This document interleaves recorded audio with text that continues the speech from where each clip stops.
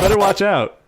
Yes. 2016, hour and 29 minutes. I don't know why you care, but a quiet suburban street. A babysitter must defend a 12-year-old boy from intruders, only to discover it's far from a normal home invasion. It's so different. A normal 12-year-old boy. Yeah. I think we're going to disagree on this one a little bit. I have a feeling already. I found it interesting because it's kind of what could have happened if Kevin in Home Alone was a psychopath. And it also reminded me of... Okay, I'm going to admit that I hadn't gone with the Kevin alone as a psychopath. Is that Macaulay Culkin calling you already? Sorry, I didn't mean to offend him. So it also reminded me of American Psycho with Christian Bale. Yeah. Have you seen that one?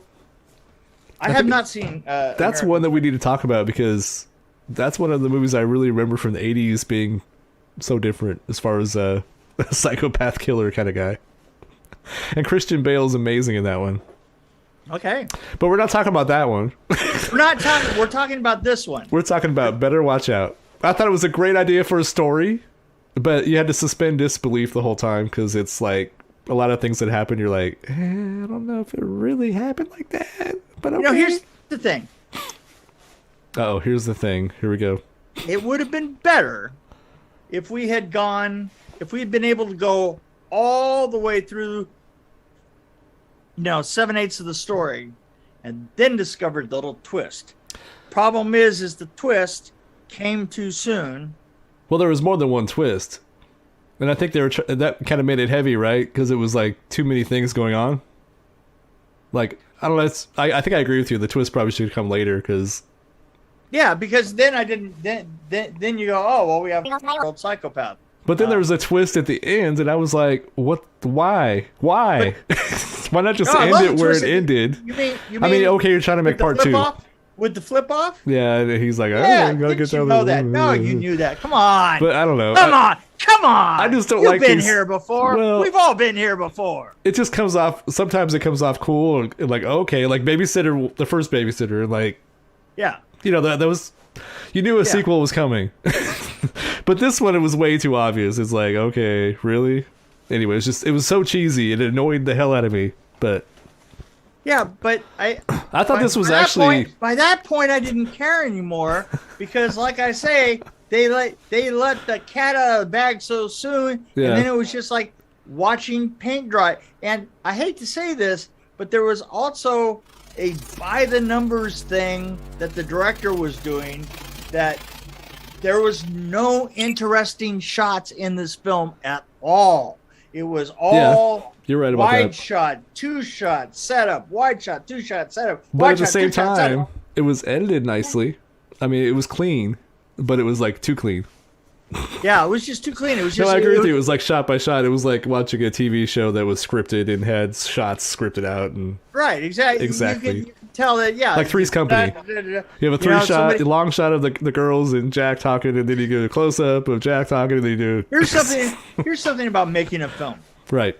There is something about creating a set of shots that are your character shots that you build the rest of that filmmaker's 101 bullshit around. Okay.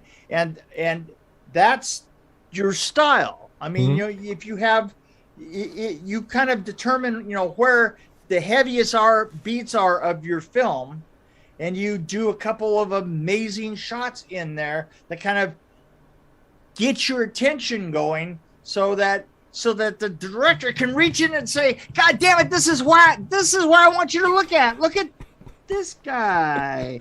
See how that works? That's drama. Unless you're doing Citizen Kane. Drama. If you're doing Citizen Kane, every shot is crazy. Exactly.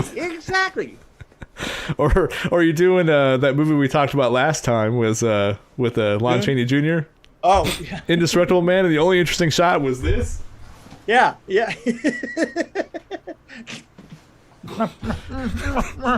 Exactly. Yeah, and that was the caterer. Actually, it might have been the caterer when he got fired. They showed his just before. So I thought so But I thought the pacing was actually pretty good and the editing was good. But you're right, it was like cut and paste. Here's the thing, the pacing was just that right down the line, which to me meant that no wonder it was easy to then reveal what was actually going on, within the first eighth of the film, You're right about that. It was a little early. I went back. There was no character arc either, was there? There was nothing interesting about it. No, there was nothing. Nobody really changed or developed anyway. Interesting, if you took that film really, like I got to the end, I was looking for something up at the beginning, right? And it sort of formed such a pattern as I was speeding along. It was like, wow, that's exactly the problem with watching this film. It feels just like that. Right, yeah. Well, so I hadn't thought about the fact that it was pretty, like all the shots were kind of the same shots over and over again. I didn't really think about that, but I did like how I like the idea of the movie, and I like the first plot twist, but the last two, there were a couple of more plot twists. It is what gave you that sense of cleanliness. Yeah. It gave you that sense of story, like it was hammered right over your head, right? Story. And the story was extremely clear, but the problem with it was that it was because it was like all the way down the line. That also lined up with how the shots were put out. It lined up with how the dialogue was laid out, Well, what's weird about this movie is it was directed by an American director, and I think it was filmed in Australia. Because I read in the trivia that he was annoyed by the doorknobs being too high, and they were distracting him, apparently. I'm like, okay. But I guess that could be annoying. That's because of Australians' unusual habit of sucking on doorknobs. And, it hurts your back if they're way down low like American doorknobs Well, are. let me book my flight to Australia. It sounds like fun. I'm going to stand next to doorways. Speaking of that, that's actually... Here's some food for thought, by the way, because I had this thought. I'm like, it might be controversial for me to say this and maybe misogynistic, but if the babysitter was... She might have saved everybody in this movie. That's all I have to say about that. I have nothing to do with the rest of this conversation. I want to live. No, I'm just saying there was a point where it seemed to go that direction. Oh, it seemed to go that direction? It was heading that way, but then it took a turn, which I was glad it did. Thank God. But other problem with this is it did have, it had three people saying things that those three people would never say in their goddamn life, that no three people would. The thing is if one person in a group said any of that stuff, the other two in the group would go, "Are you smoking crack or something?" "Oh, I got it. They're all on crack." That's okay. See, then you can get a discussion like that going, right? Right. Yeah, you're right. You have to be true to your character when you're writing dialogue. Which obviously, well, again, like I said, you have to suspend your disbelief in a lot of parts of this movie. But I enjoyed the idea of it. I just didn't like the the dialogue that much. I did like the reaction to the guy smoking pot, though. That was pretty funny. Like, it was a little bit of an overreaction. Yeah, but I found that pretty funny, and like I just liked how that went. I wanted to look. I was looking at it, trying to figure out if it was actually made in 1960. Because nobody's reacted to pot like that since 1960, especially kids. But right? It shows how off kilter this guy was. This little teenager was. Little tweaker. Yeah. Little tweaker, non-tweaker. Tweaker, non-tweaker. But I did, speaking of Selena Gomez, she was actually going to play the role of Ashley, apparently. Like, she was interested in it. And then she said, "Oh, I think I'm going to focus on my music career." So I would have liked that better. I was like, I would have liked to see her in this. Yeah, but, she's actually talented. And most of the actors were Australian. And really, I just honestly didn't believe this woman. Well, I felt like this was kind of... Actually, I didn't hate it. I actually kind of liked it, but I don't want to watch it again. I think I give it kind of a 2 But no, I think maybe a 2.2 because I do like it more than you probably. You're probably gonna give it a 1 or something. So I got to go higher. I'm gonna give it a whine. A wine. Whine. But no, for a Christmas movie. Wine. Can you think of any Christmas movies that are amazing though? Like, I mean, like I can only think of maybe 1 or 2 that I liked. And this was kind of mediocre, but it was better than some of the Christmas horror movies I've seen. Horror movies have really seen very. Krampus is probably one of the best. Yeah, that was pretty decent. Yeah. Krampus is one of the best. Maybe Silent Night, Deadly Night was pretty good. I haven't seen it for a long time. Deadly Night. I've seen. I think I've seen 2 of them. There are 3. Silent Night, Deadly Night. I think I've only seen the first one, but I remember liking that one. I think I've seen Black Christmas is dumb. Which one? The 70s or the 80s? The remake of the 90s? The earlier 70s one. Yeah. Not the one that you did the trailer for. The lying trailer. No, that's the one that I did the trailer for. It was terrible. Not the 70s. It was the newer one, right? Yeah. Yeah. I saw the original. I don't think I saw that one. I saw that one in pieces that they showed me in order for me to mock. Right. Or for me to mock up. Right. Right, yeah. Well, I tried to watch the 74 Black Christmas. I think it was 74. It was around that time. And it was like a word that it would quote, to quote Mick, it's like watching paint dry. It's like But a lot of those 70s horror movies I can't really.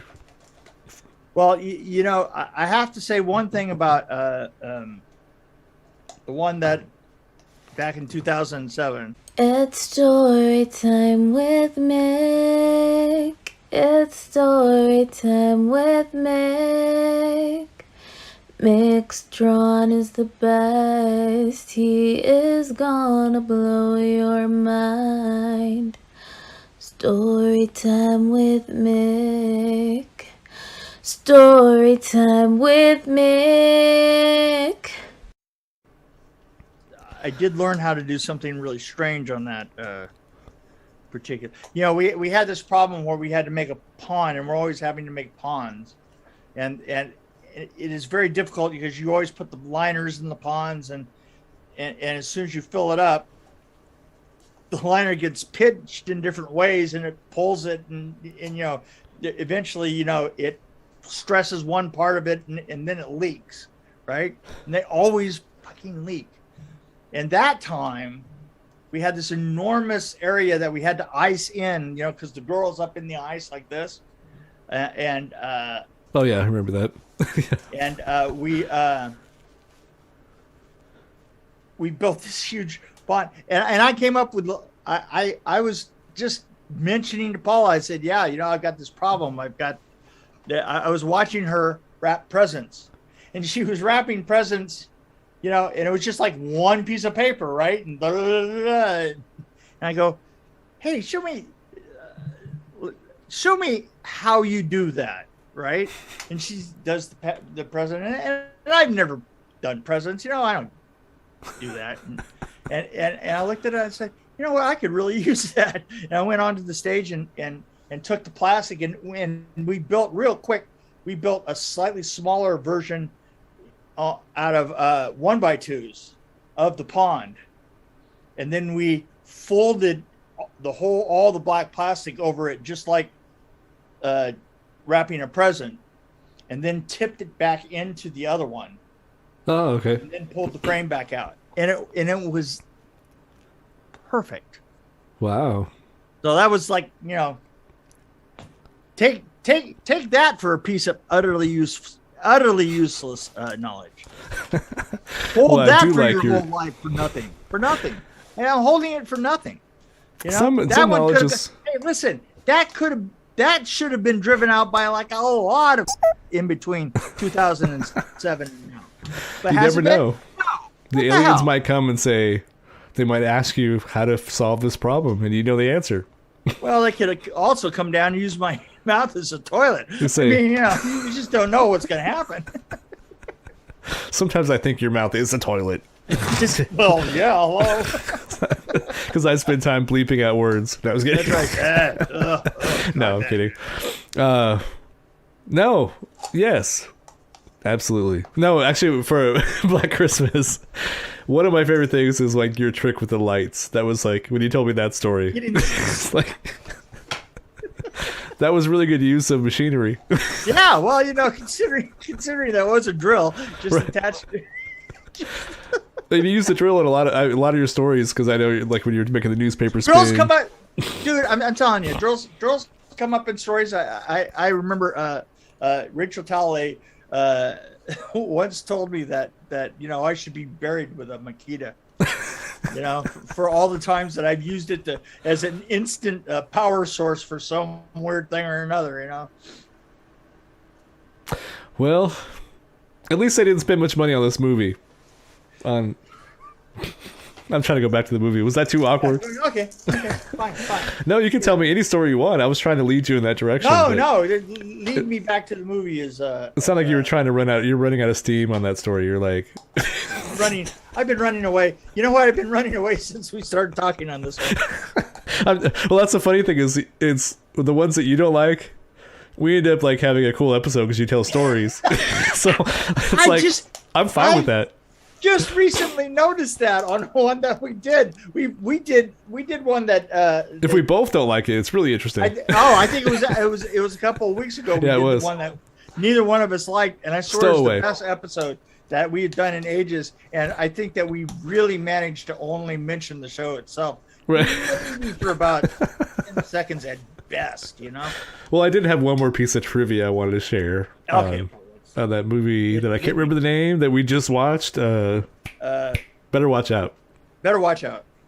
So after the opening credits, the entire rest of the movie was shot in an actual house within only like inside the house or within 2 meters of the house. So they obviously didn't spend much money building sets. Right. Oh yeah. So I found that's one thing that made this movie clean, I think, was that everything was like planned out. It was in a house, didn't have to do much work. Yeah. Except for the damn doorknobs. Those doorknobs are too high.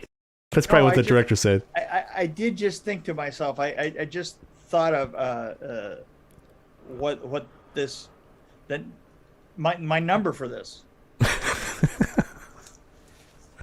and I'm still at a 2.2. I actually liked it more than you. I'm trying to sound like Dr. Seuss. I'm at 1, and you would only know how significant that was if you saw the film. Well, I need to get to the hospital. I need to get to the hospital now. Rats. Yep. Yeah. By the way. Oh, we should watch that movie. I looked it up. Didn't have time to watch it, but I want to do that. That was the one bit of acting that kid actually did right at the end, was the look on his face. So I'm guessing that he's lived a life of disappointment because he sure figured out how to do that, how to make that face. Yeah. Well, the dorky kid next door must be dorky because he was pretty funny too. He was in the right character is what I'm trying to say. Yeah. So yeah, a lot of dorking going on. That's a good way to end it. What does I do there?